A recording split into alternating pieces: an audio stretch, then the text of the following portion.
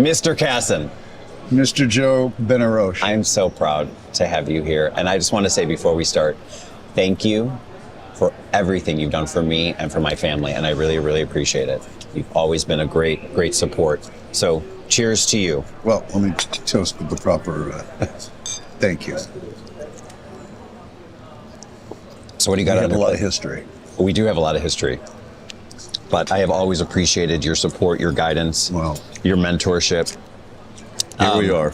No, but so tell me, we started this breakfast on the balcony to really support, the opening of the markets, the excitement that happens here every day. And you sitting in that seat, you've always brought so much to the industry, so much intelligence, so much, you've always brought people together, just like the stock exchange. The stock exchange really prides itself on being a convening organization. But I want to dial back a bit. I want to rewind to where you got to the place where you said, I see a little bit of a gap in the market. I see some sort of mind shift that got you to the place where you started dreaming up 3C Ventures. I had a crossroads a little less than 2 years ago, maybe 18 months ago, and I had a decision I had to make. And that decision was, do I continue to operate in the industry that I really treasure? And that is the industry that kind of convenes at the intersection of marketing and media and advertising and entertainment, sports and technology. And as it sounds, it's a pretty congested intersection. But I think the opportunity that I've seen previously, and even more so right now, was the opportunity to bring some sense to that chaos. I've always had a view that chaos creates opportunity. And I would submit at that intersection, it's about as chaotic as it's ever been. There's a lot of competing forces. And if you look at the fundamental shifts in our industry, I'd say over the kind of arc of my career, there's been 3 or 4 significant inventions, too broad of a word, but moments that I think have changed society. And in my career arc, I think it began with mobile telephony, the introduction of the mobile telephony. First time I used a cell phone in 1983 in Washington, D.C. Because Chicago and Washington were the first markets that the government actually tested cellular technology. I got into a car and it had a mobile phone in it, and I said, our world has just changed. Yeah. And it was a moment. I think the advent of the internet would be the second moment. Mm-hmm. And the moment we're in right now with the advent of AI is the third. Yeah. And I looked at it and I said, wait, I've been fortunate enough to be in business during the first 2. Would I really want to be on the golf course during the third one? No I way. suck at golf, so no, not why you. bother? No, not you. I mean, I can always buy nice golf togs, but at the end of the day, I'd rather be in the mix. And I was fortunate, Joe, to still have a degree of relevance at a time where this shift is happening. And I've never seen anything quite like it. So we always ask this question on what's toast, what are we toasting? And we started the conversation out with the convening nature, of this organization, this institution, but you've always had that power of bringing people together, and you talked about the congestion, how congested the marketplace is. So do you think those kind of industry mosh pits, those big overdone gatherings are kind of the thing of the past? Those are toast, or what are you really toasting as you're seeing people come together? Well, I think I've always understood well, I shouldn't say always, but for most of my career, I've understood the importance of convening, but not only convening in the physical sense, although that's what we're talking about here, but I think convening around thought as well. However, I've always been a believer in efficiency. where you can find efficiency, things get done. I've had this old view that if you find me a fragmented circumstance that can be made more efficient through consolidation, somebody makes money. And I look at it and I say, well, there's fragmentation in interaction with people. And since physicality and IRL has become so important for everything we do, I looked at it and said, wait, there's an efficiency. So I looked at things like the Cannes Lions, and I looked at things like the Consumer Electronics Show, and I looked at things like large conferences, and I said, wait, while that gets too big sometimes, and I'll get to the mosh pit in a moment, there's an efficiency. Everybody's together, so why not use that? Yeah. And that's how I've always looked at it. Now, I've made a couple of splashes over the years with some of the events that we do, and created a bit of a velvet rope, and that was part of the plan. Yeah. If I'm honest about that, and of course I would be, but it wasn't around a party. It was around bringing people together. It was check your weapons at the door. And I prided myself on always having that. Bring all the competitors into one room.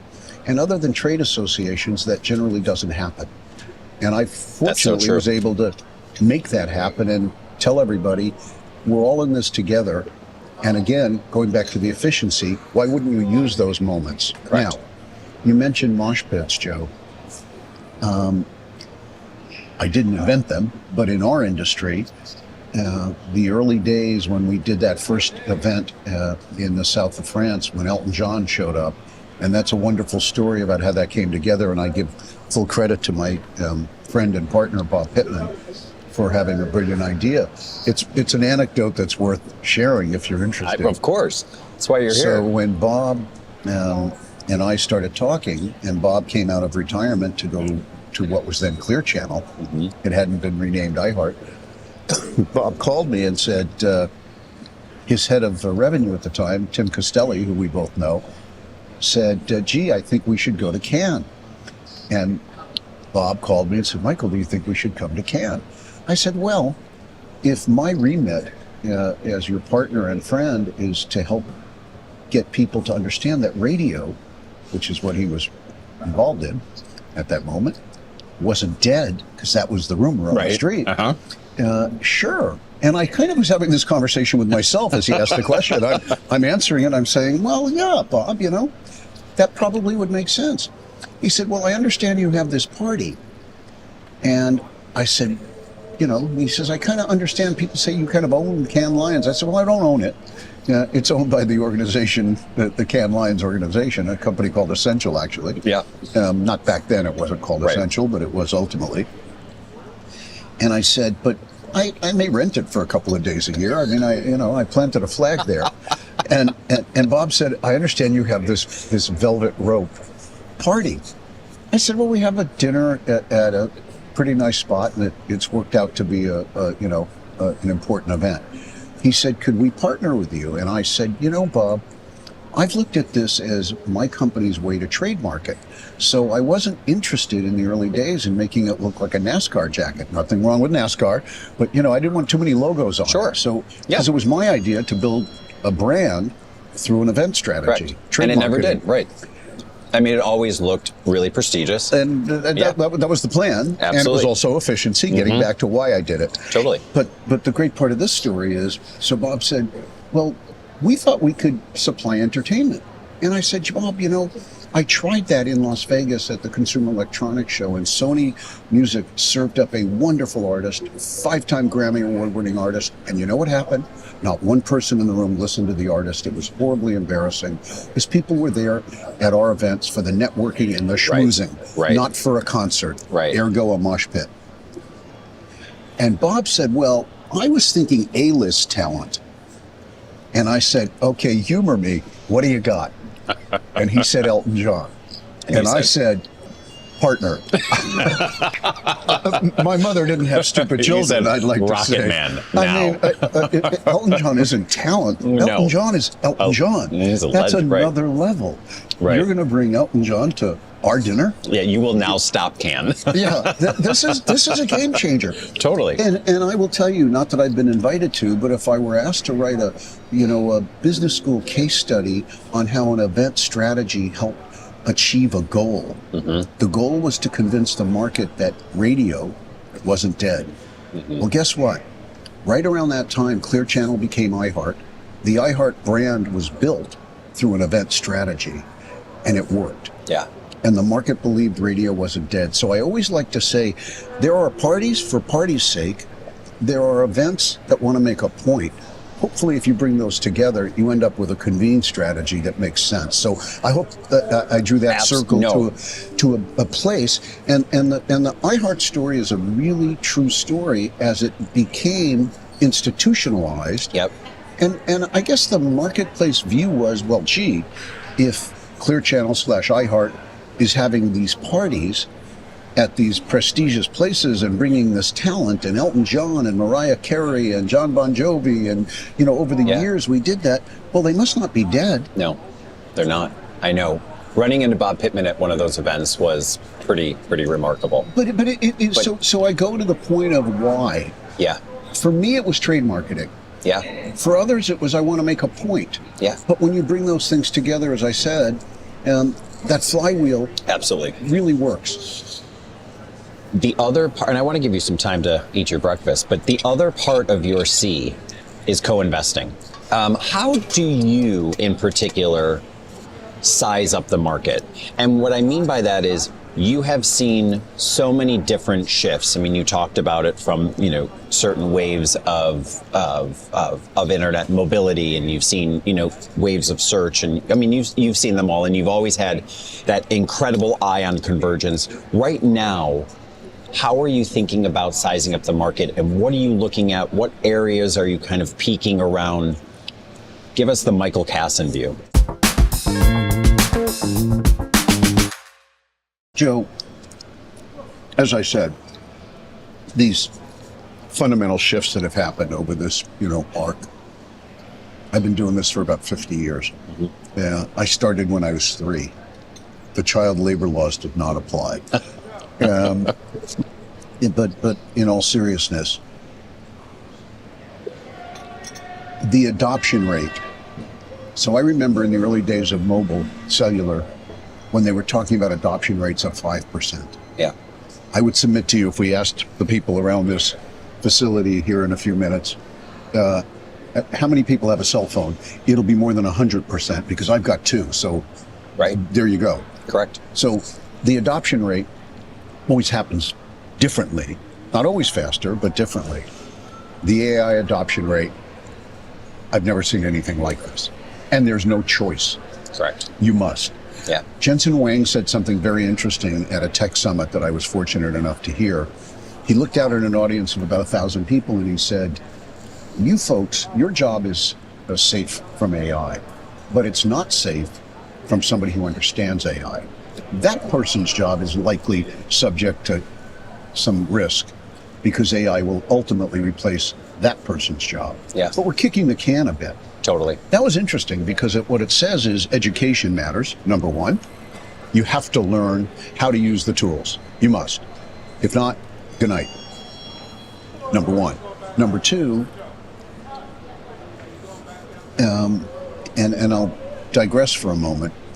A good friend of mine who's chief marketing officer, Andrea Brimmer at Alley Bank, did something at a conference not that long ago. She got up on the stage and she brought her CFO, and she looked out at the audience and said, all of you who are pitching me as a marketer for this or that, what you really need to understand is you're pitching me and my partner over Correct. Here, my chief financial officer.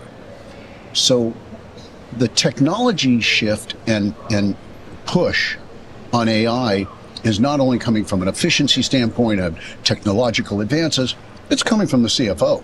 The CFO says, I know I can see 20, 25, 30, whatever percent savings on the bottom line.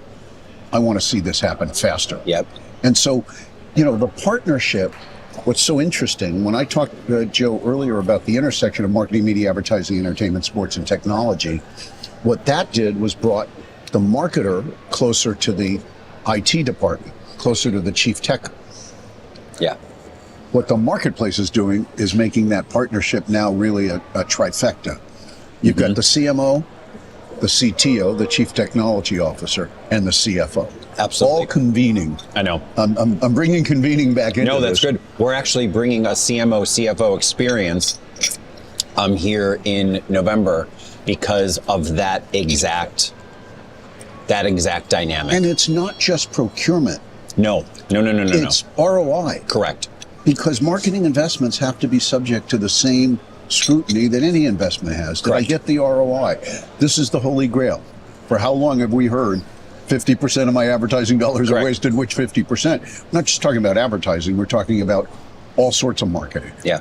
I will tell you, as we're talking about job interviews, the interview question that I will never not ask. This is my new one. I was fortunate to be in the room when Serena Williams was being interviewed at a conference for Zeta Live, and David Steinberg, the CEO, asked her a great question about, the aspirations to become a GOAT. I mean, Serena Williams, at the end of the day, She was here. She rang the bell. is a GOAT. She's the And GOAT. she's wonderful, and she's generous of spirit and everything else, and obviously the talent speaks for itself. Of course. But they talked about mediocrity, and he said, the thing I'm going to ask in a job interview is, are you okay with mediocrity? And I thought, yeah, I would hope you'd ask that question. Totally. But what are the signals that we get Yep. in life? Well, what are the signals you get in an interview? Totally. The signal I get, if somebody tells me they got a low Uber score, I'm going to bet there's probably something in terms of your ability to interact with people that might be worth looking at. Right. Carter Ream was sitting there, and he said when a person walks in to him and he starts evaluating them and their company, it's about their inspiration.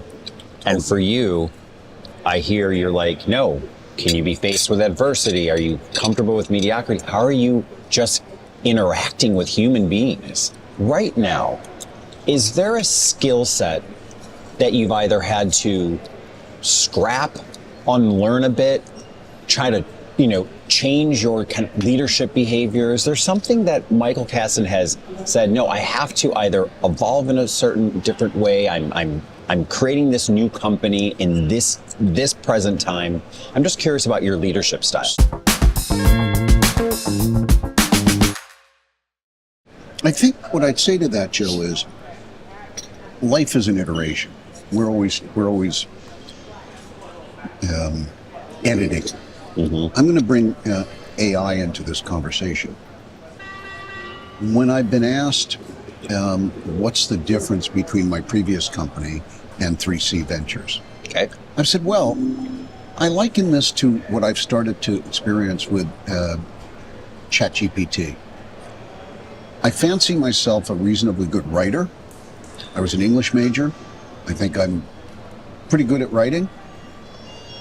But what I'm really good at is editing.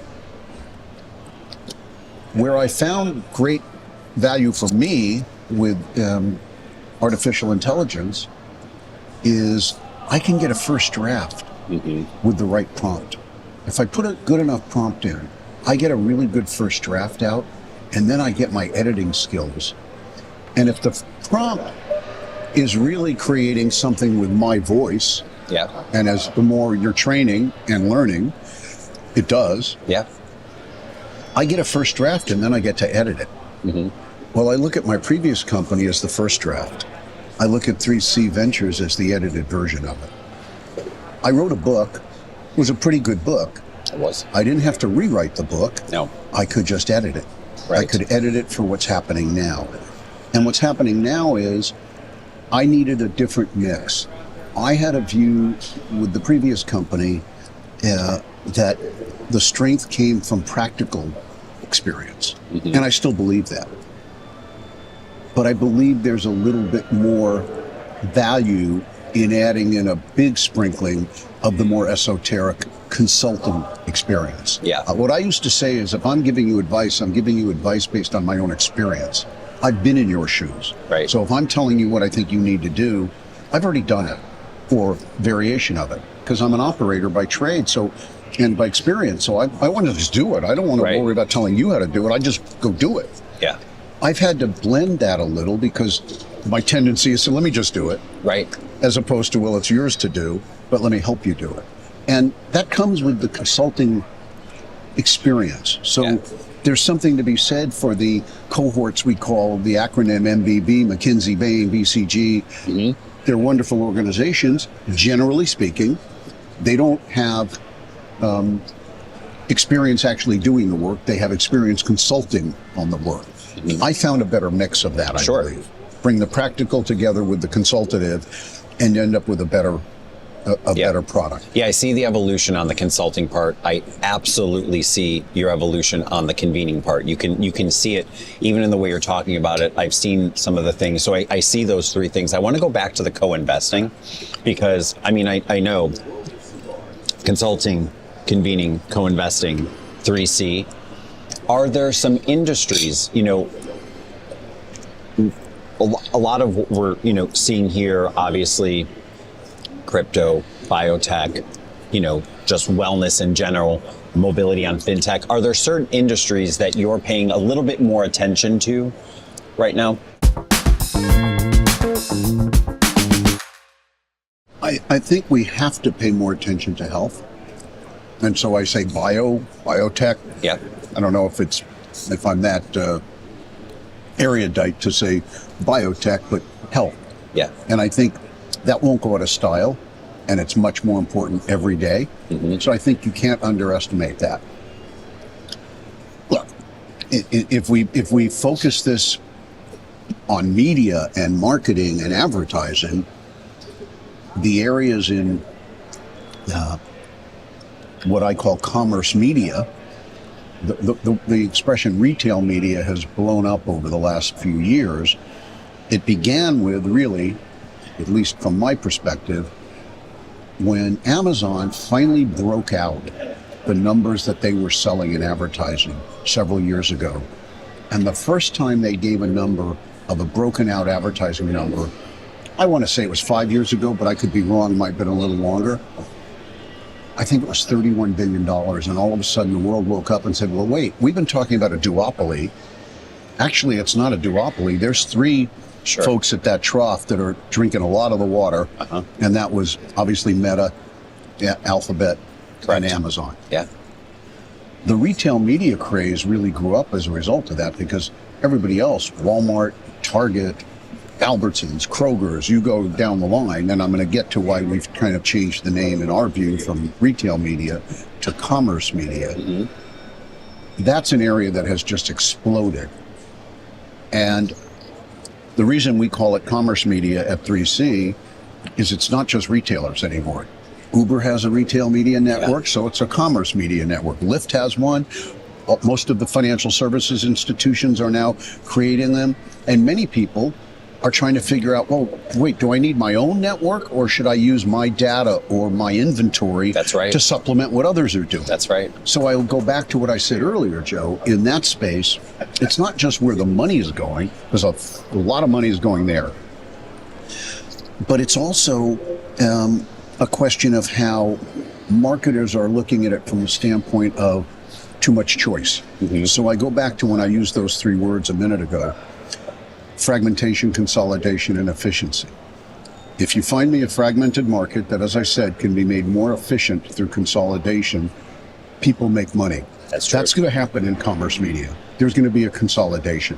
Not everybody needs one. No. So that's number one. Yep. So there's an explosion, Okay. and then there won't be an implosion, No. but there'll be a contraction. A contraction, right. And there'll be consolidation.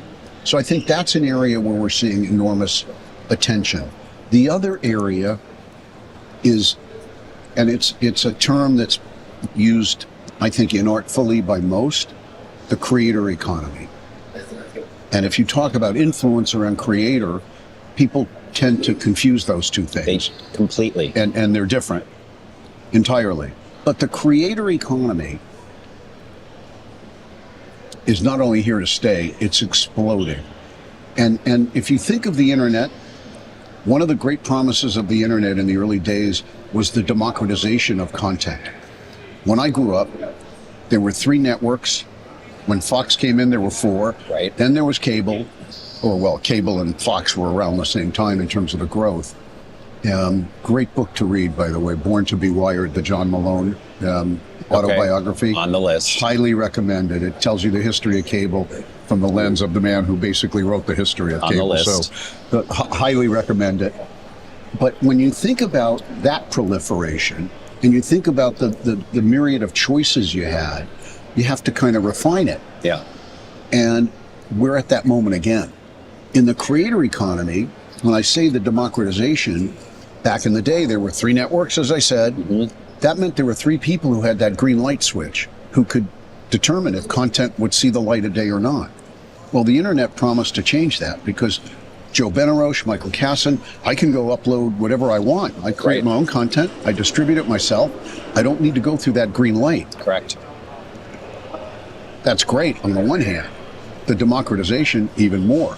But this creator economy, I know it's big. it's big, and it's going to get bigger. And we've, even on our end, because people don't naturally think of the New York Stock Exchange as a publisher of content or, us, putting out information into the marketplace. So we've been having conversations with big media companies that you naturally, I would say, consult, work with, talk to, have been Thankfully, have been quite surprised, but it's been great. What can you tell me right now about some different leadership trends that you're seeing in the market, about people who are leading those companies? And so we talked a lot about your leadership, the way in which you are particularly leading and have shaped 3C, which I really appreciate. But you're now, you have your ear to some of the biggest leaders across the globe. And I'm curious what leadership trends you're seeing shift in them as they're guiding their companies forward. well, a maniacal focus on talent, obviously, and the appropriate focus on culture. There are a couple of old bumper stickers that still resonate. Culture eats strategy all day long. So I think focusing on culture matters. It's not a kind of airy-fairy thing to focus on. It's critically important to your business. Yeah. So if the culture isn't right, I don't care what you got. And of course, strategy. But strategy is only as good as the people you have to execute it. So years ago, I interviewed at a fireside chat Justin Smith. Justin now is one of the founders of Semaphore, but previously when we worked together, he was a chief operating officer of, and maybe even CEO of Bloomberg Media at one point. He was CEO of Bloomberg Media at one point. Yeah. And I was interviewing him and he said, my job is CEO, but my actual job is CTO. I said, gee, I didn't know you were a tech guy. He said, no, Chief Talent Officer. He said, the most important thing I have to do is make sure I have the right talent in the right position. So I look at myself as Chief Talent Officer because at the end of the day, you could give me the best strategy in the world. If I was fortunate enough without the right talent to land on a good strategy, great.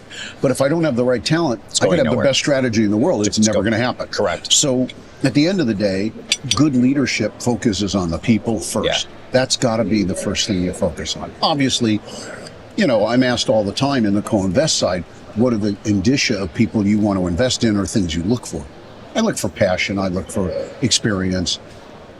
It's got to be something I understand. Yeah.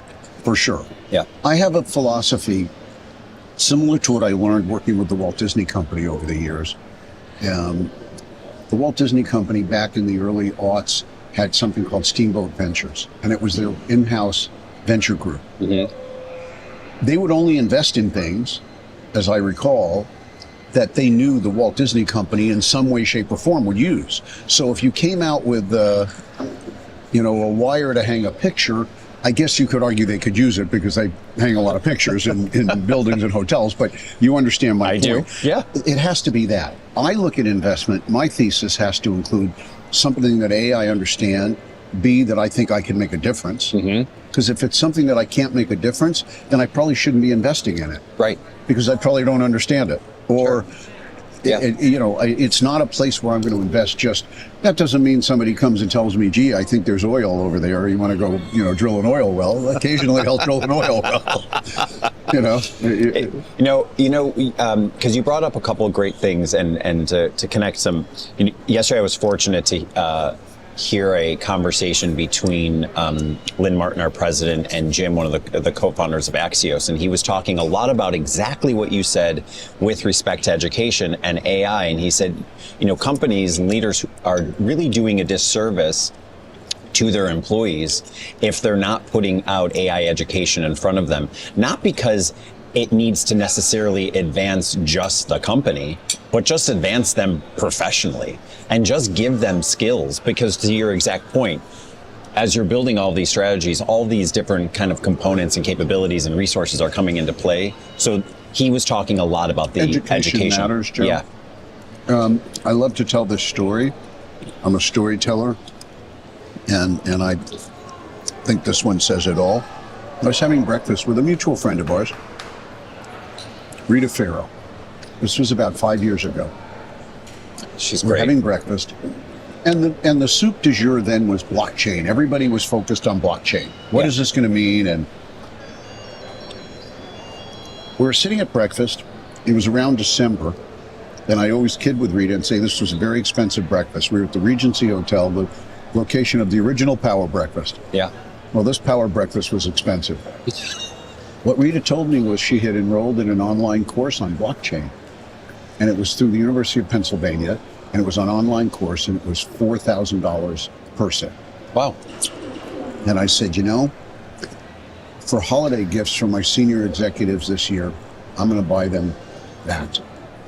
I love that. And so I went to Wharton and I worked out. I didn't get a deal. I paid retail. Don't tell anyone that, please. That is brilliant. And I said to my top 20 people back then, you can do the math. That's why it was an expensive breakfast. I said, I can give you the greatest gift. We need to learn this now. I didn't understand enough about blockchain. We all need to understand it. And so I didn't force everybody. I thought it was a wonderful opportunity, and everybody loved it. And that was about educating people about what's happening. Because again, in our business, if I'm going to advise you, I better know what the hell I'm talking about. You're right. So to me, that's how you treat the most important assets you have, which is the talent. Correct. Well, it's so apropos considering we're right here moments away from the opening bell with Phoenix Education Partners. So well timed, well played, but we're really excited. But I have one final question before we ring the opening bell today. If you were to toast one person, one moment, one idea just from the past year. Yeah. Who is Michael Kassan raising their glass to? I would think in the past year, I'm going to give credit back to somebody I mentioned earlier, Jensen Huang. When I heard him speak, he touched on three things. The one I mentioned earlier about educating your people, and the second was, as Meghan Trainor taught us with her song, It's All About the Bass. What Jensen Huang taught me, at least not personally, but what I took away Right. was it's all about the prompt. Yeah. And the importance of the prompt, garbage in, garbage out. The better the prompt, the better Totally. the response. That was number two. The third lesson that he said, and you probably heard this, I just hadn't heard it articulated this way. He described the difference between knowledge and intelligence. He said, knowledge is the art of knowing things. Intelligence is the art of solving problems. That's right. And I love that distinction. That's because lots of people can know a lot of stuff, That's right. but what do they do with it? Yeah. I always say, in my life, I've only met one person that I think makes it all the way to a Renaissance man. Okay? Yeah. And that's a mutual friend of ours, Erwin Gottlieb. And I always say Erwin is the person I met in my career. Well, let me say it differently. In my career, in my life, I've met lots of people who know a lot about a little. And I met lots of people who know a little about a lot. Yeah. But you rarely meet someone who knows a lot about a lot. About a lot. And that's Erwin. So I always say, whether it's, being in Napa Valley and him knowing more than any sommelier in any place, or being at the Consumer Electronics Show and walking around with him and having the tech people trying to explain it to him, and then he explains to them what they're talking about. I just use those as examples. But, you know, the art of knowledge is important, but the art of solving problems is wins the day for me. Michael Kassan, your brain belongs in the Hall of Fame, my friend. Well, thank you, Joe. It's a pleasure. Thank you.